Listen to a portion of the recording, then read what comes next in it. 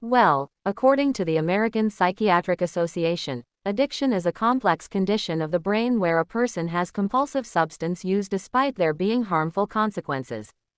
People with addiction tend to have an intense focus on what they're addicted to the point where it takes over their life. What makes it so hard to break an addiction is that it can change the way your brain is wired, giving you harsh cravings that make it difficult to stop. Studies of brain imaging have even shown changes in areas of the brain that relate to judgment, decision-making, learning, memory, and behavior control. So, is this what's happening with Facebook and social media? It's hard to say for sure. That being said, we are starting to give more credit to an addiction that might be pretty similar: video games. That's because the American Psychiatric Association includes internet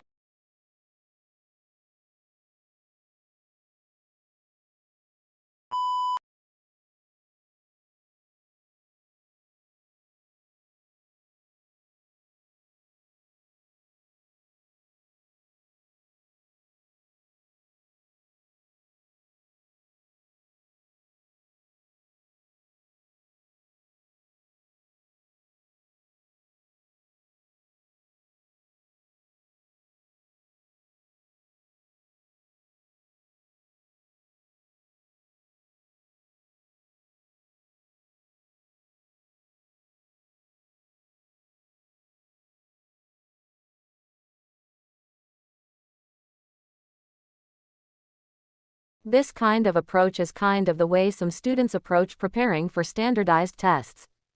In order to get test scores to go up, teachers will end up teaching to the test. Now, that approach can work, test results often do go up. But it fails the fundamental goal of education, to prepare students to succeed over the long term. So given these obstacles, what can we do to transform the way we transform organizations? So rather than being exhausting, it's actually empowering and energizing. To do that, we need to focus on 5 strategic imperatives, all of which have one thing in common: putting people first. The first imperative for putting people first is to inspire through purpose. Most transformations have financial and operational goals. These are important and they can be energizing to leaders, but they tend not to be very motivating to most people in the organization.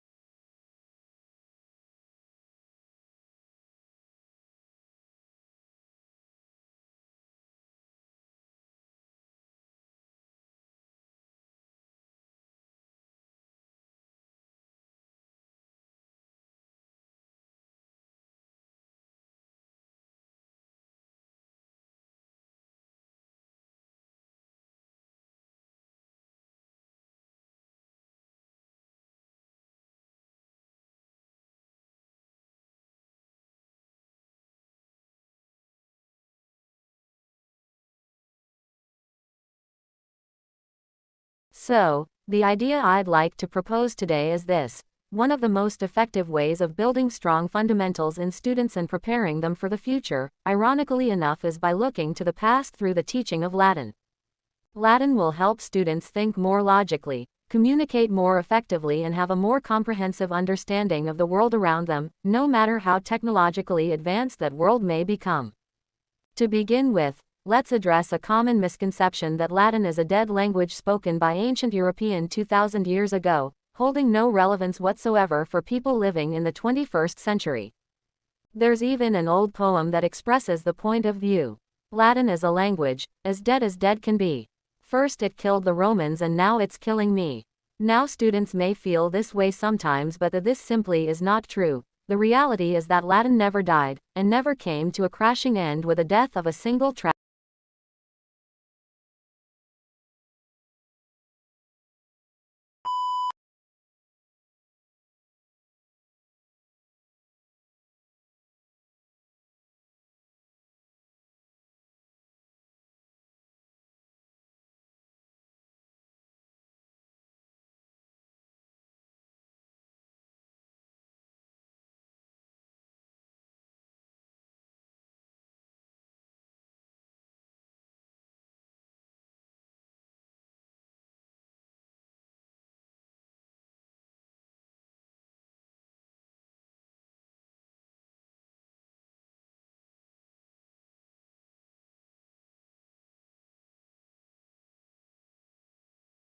But what exactly happens to your body when you're in a coma? First, we have to be clear that comas are very different from sleep. Despite the fact that the origin of the word comes from the Greek for coma, or deep sleep, comas are not sleep, however, and are instead various forms of unconsciousness that render a person unable to respond to any external stimuli. You can play the loudest, heaviest death metal in the world right next to someone who's comatose, and you won't succeed in doing anything except really annoying the neighbors. Likewise, you can even physically hurt people in a coma and they will remain completely oblivious and unresponsive. In times not too distant past, this was sometimes used as treating, with doctors trying to shock their victims back into consciousness.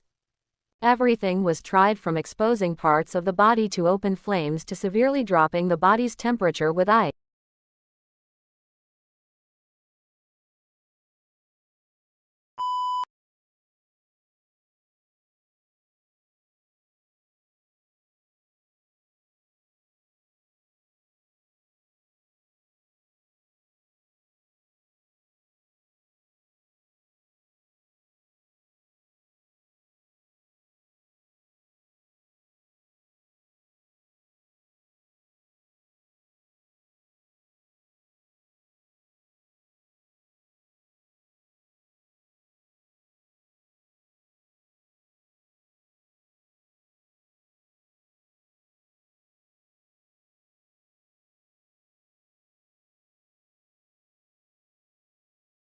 We've all heard the phrase, laughter is the best medicine.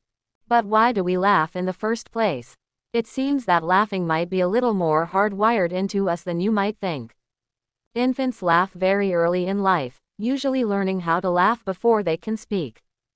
Not only that, but people that are born blind and deaf can still exhibit laughter.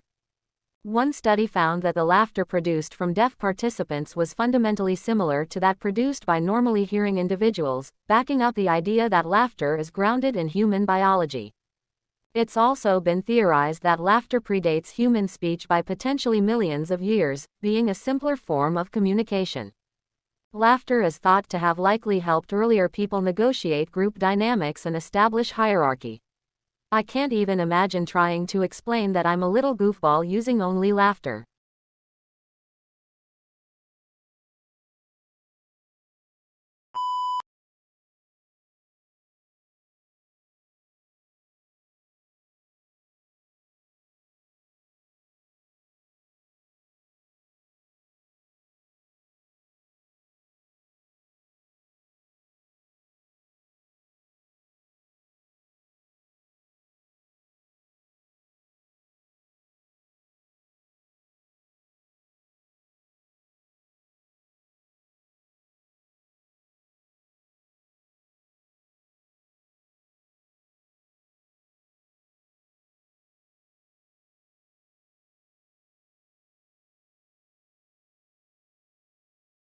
Why can't we transplant brains? First of all, we should look at what the brain actually does. This thing inside our skulls that weighs on average about 3.3 pounds is larger in humans than any other vertebrae when compared to body weight. That's why we are so brainy. The busy brain is our command center for our nervous system, which takes in data from our body and gives directions to our muscles. In fact, it does so much work, it requires about 20% of our energy to run it. When we are brain dead, we no longer have any neurological activity. With the help of machines, we can be kept alive for a short time, but within a week, the body will not be able to function. While we may still be alive in some sense for that week, we are technically dead when the brain is dead. Some good news is that during the time we are kept alive, some of our other organs can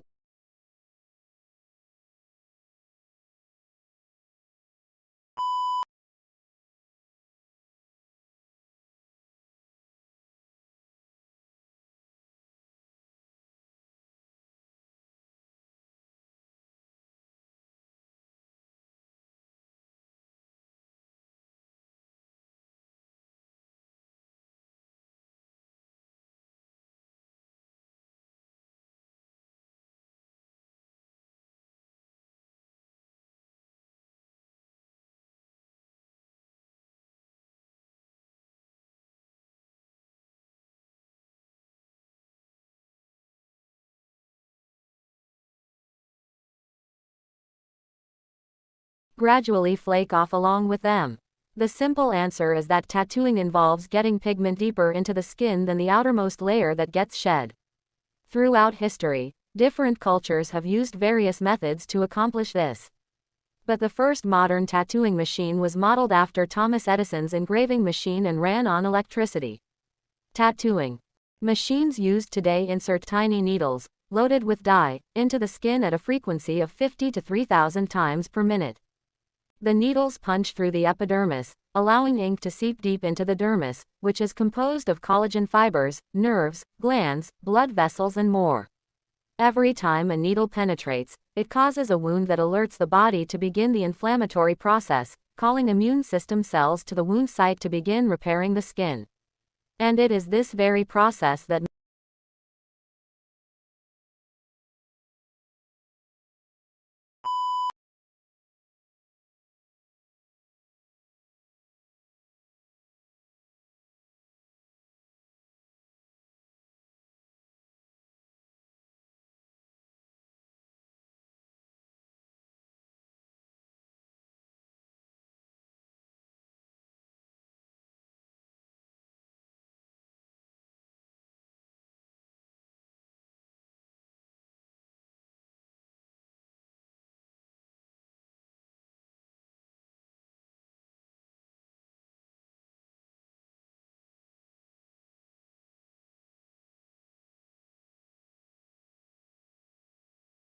But if we're to ask you a similar question, what percentage of the population do you think is capable of truly mastering calculus, or understanding organic chemistry, or being able to contribute to cancer research? A lot of you might say, well, with a great education system, maybe 20–30%. But what if that estimate is just based on your own experience in a non-mastery framework, your own experience with yourself or observing your peers, where you're being pushed at this set pace through classes, accumulating all these gaps? Even when you got that 95%, what was that 5% you missed? And it keeps accumulating all the way you get to an advanced class. All of a sudden you hit a wall and say, I'm not meant to be a cancer researcher, not meant to be a physicist, not meant to be a mathematician. I suspect that actually is the case.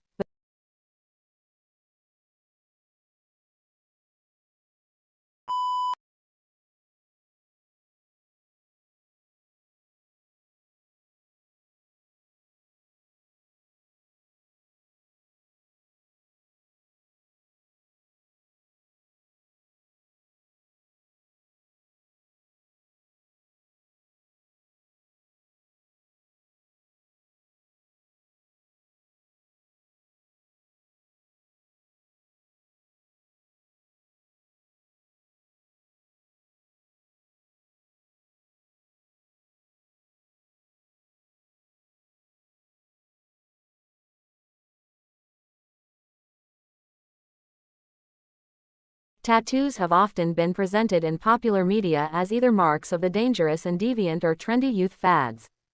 But while tattoo styles come and go, and their meaning has differed greatly across cultures, the practice is as old as civilization itself. Decorative skin markings have been discovered in human remains all over the world, with the oldest found on a Peruvian mummy dating back to 6000 BCE. But have you ever wondered how tattooing really works? You may know that we shed our skin, losing about 30–40,000 skin cells per hour. That's about 1 million per day. So, how come the tattoo?